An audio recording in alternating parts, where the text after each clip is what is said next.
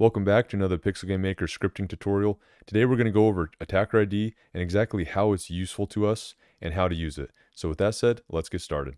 All right, so this is the scene setup. We're going to have the player get hit by this white, red, and green chicken. They're each different objects. You can see enemy 1, this white chicken, then the red one, and then enemy 3 is the green one. The player is going to get hit by just the common action that I like to use. So in the common actions here, this is where we'll run our script. And then we're going to go to the typical go-to method where I execute object action to the hit. And remember to dead end right here, the common action, so that it only runs this, which it should anyway. But it's going to jump to hit. Hit is where you can have any kind of logic you need. And then with whatever condition gets you back or gets you done with the hit, it could be simply invincibility off or however you want to do it. It will take you back to wait. So with this setup right here, we just have a basic hit, right? So we're getting hit by all three. Okay, so let's actually get the script in so that we can get some more information from these attackers and then show how to be way more flexible than what is already available. So for instance, the way that we do it right now with visual scripting is we could easily just do this. We could say, hey, we could go to page 1 here and we can say if we hit an attack detection from all sides, and then we could just simply say all objects. And what all objects does is any object that has the player group attackable, it's going to be hit from.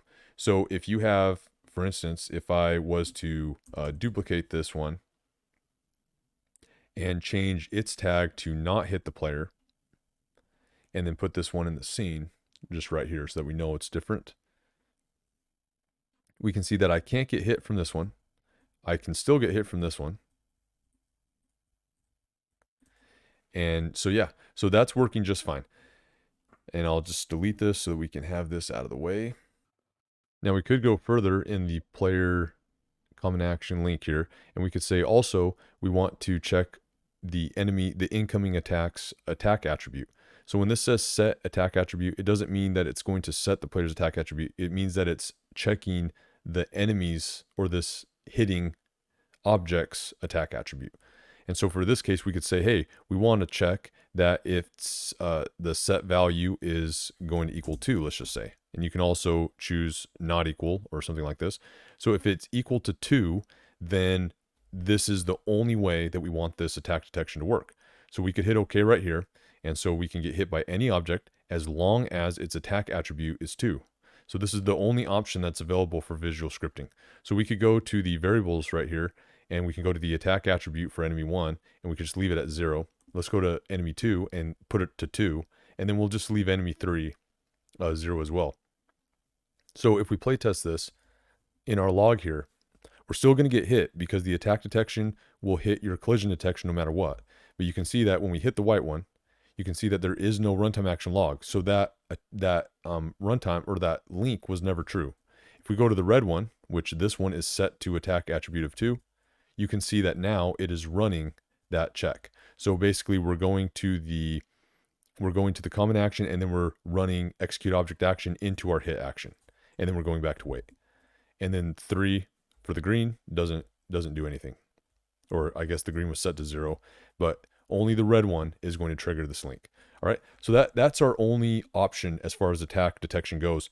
Otherwise, you got to do some like crazy lock stuff, and that can get really messy really quick.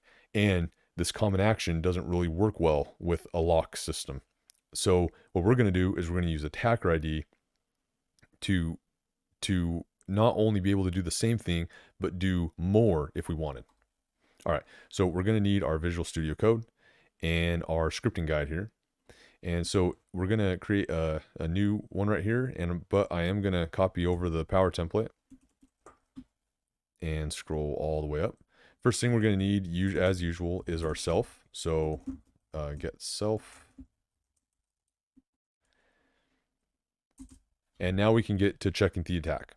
All right, so you might be thinking the easiest way would just go to the guide, hit Control F, and say hit an attack detection here, and grab this, or at least the guts here, and run the check like this with some varying scripting.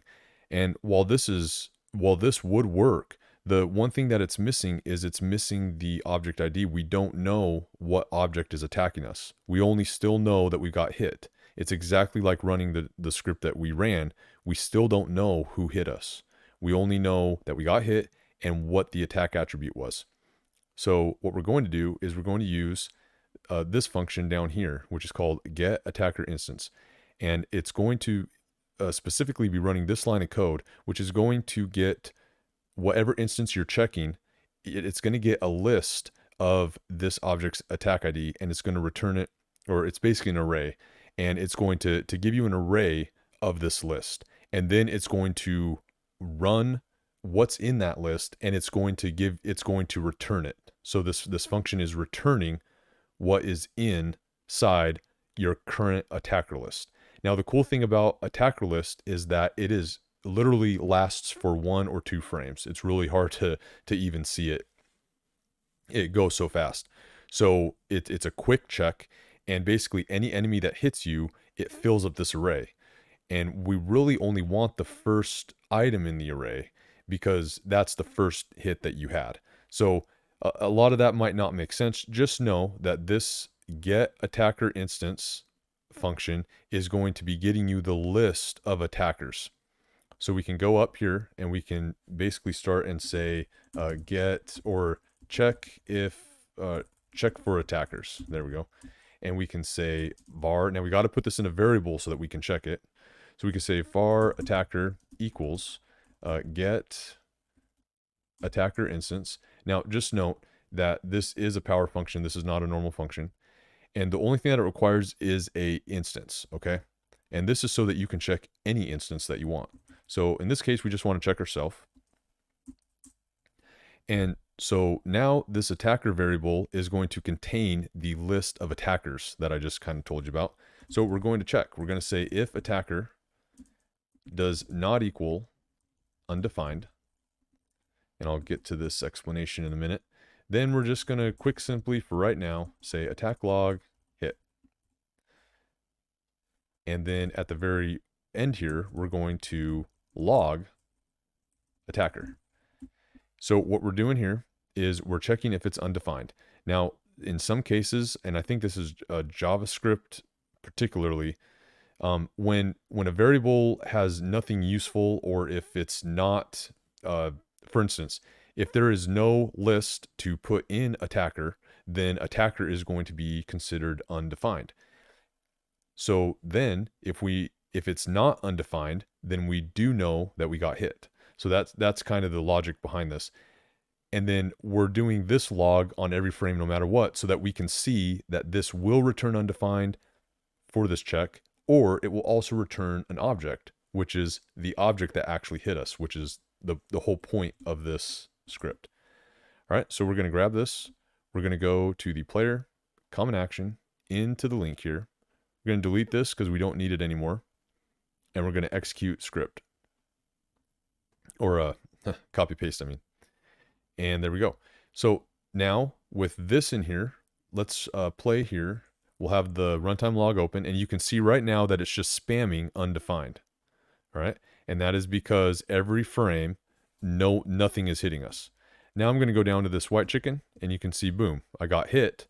But and it's still going to spam undefined, so it's hard to see. So what we can do is, if you've never used this setting down here before, this is in the debug called performance speed testing, and you can pause the game, and then holding my movement key, I'm just going to go frame by frame.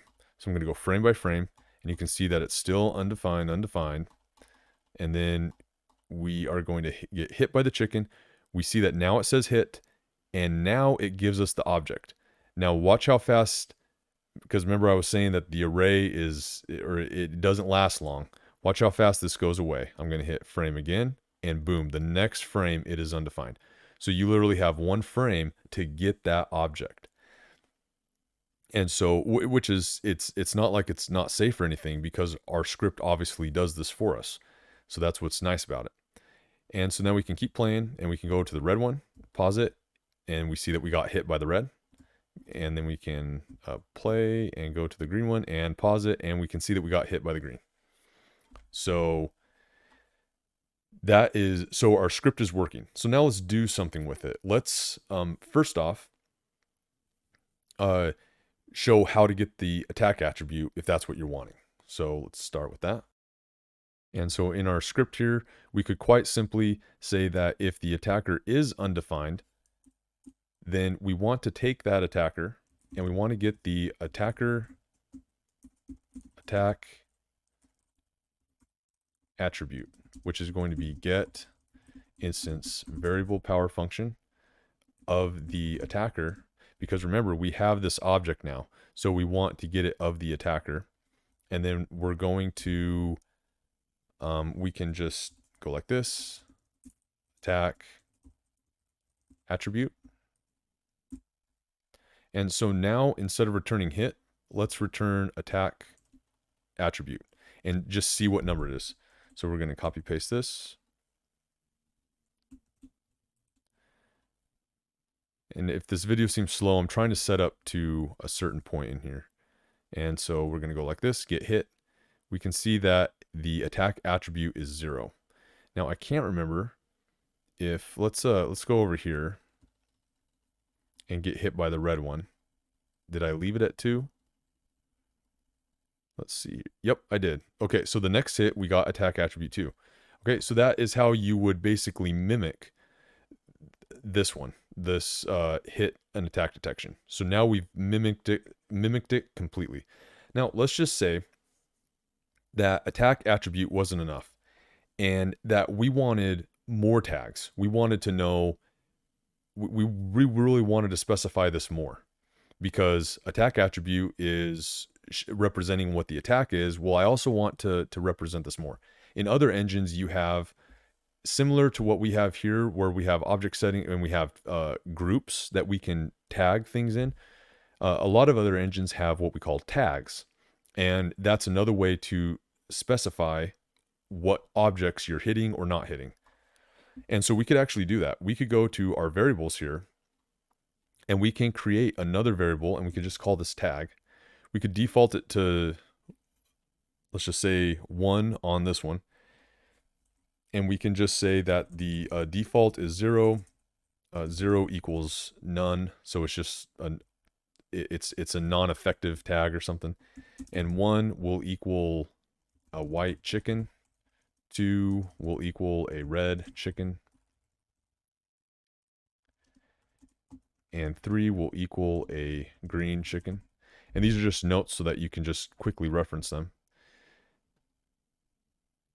The only thing that we got to do is just make sure that we have this tag on every enemy that can hit the player, because we will have to have this tag on everything that can hit the player. And the reason why I put 0 as none is because if you don't want that particular thing to affect the enemy, you can just have it as none, and it won't run any of this additional tag check. All right, so we have tag. This one we'll put 2, and then on this enemy we'll have an we'll tag it with a 3. And we could copy paste this definition if we wanted, or you could just keep it on an Excel sheet, however you like to keep track of your projects. All right, so now let's go back to the script. And the first thing we're going to do is we now know the difference between undefined and defined. So we're going to get rid of this one so it's not spamming our thing here. We also know the attack attribute. This is the default method, but let's just say that you wanted to get that tag. So now we're going to say var, we're going to get the tag now, get instance variable of the attacker, and it's going to be, the name is going to be tag. And this way we can get any tag that we want. And so we can take that tag now, we can say tag, or sorry, if a tag does not equal 0. Okay, so if tag does not equal 0, that means that it is a tag that is going to have some sort of reaction, right? So this is check tag. This could be get info from enemy. So in this case, for this particular one, we wanted to get the attack attribute and we wanted to get the tag. So now we know that the tag does not equal 0. Now, one thing you'll notice in this script is that it's not, when we run it right now, it's not executing us. It's not executing us into the common action. This one right here. It's not actually sending us into this. And that is because we haven't said return true. So at the very end of this, we need to say return true. And that's going to fix that problem. That's going to allow us to go into the common action. If you didn't want it for whatever reason, then don't put this, and you can actually manage your whole hit script or your whole hit logic from the script itself.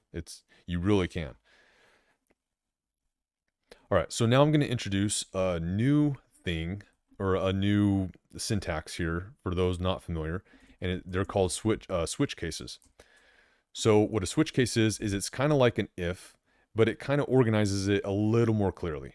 So ifs can get messy. If you have if, and then inside here you had another if, and then inside here you had another if. Switch is just a way to break the if for your eyes to even recognize what's going on. All right, that's a simple way to explain it.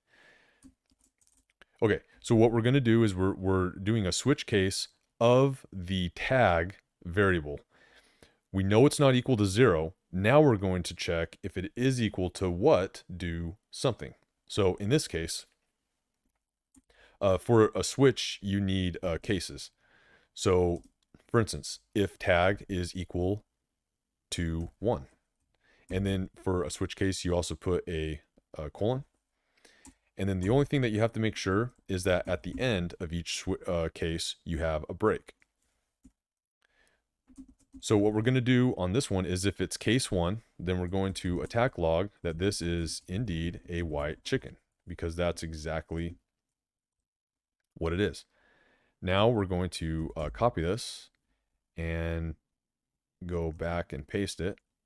And you might need to do a little bit of cleanup here. And you can also go like this, and you can comment over and say this is for a white chicken. Take the comment, and this will be for a red chicken. Now this case is going to be 2 because that's what we set it for. And then the last thing that we need is this will be for the green chicken. And this is going to be case 3. And it is indeed a green chicken. All right. So then we can clean up here a little bit if you so desire. And so yeah, so this is what the switch case is right here. It's all this code right here, and it's basically saying we're taking tag, we're getting case 1. If it's case 1, it's this. If it's case 2, it's this. If it's case 3, it's this. Oh, and what the break is doing is saying that if it's case 1, it's going to run this code. Anything in here, it could be as many lines of code as you want. And then after it runs that code, it's going to break. It's going to get out of this switch, and it's going to keep going. That's what it's saying.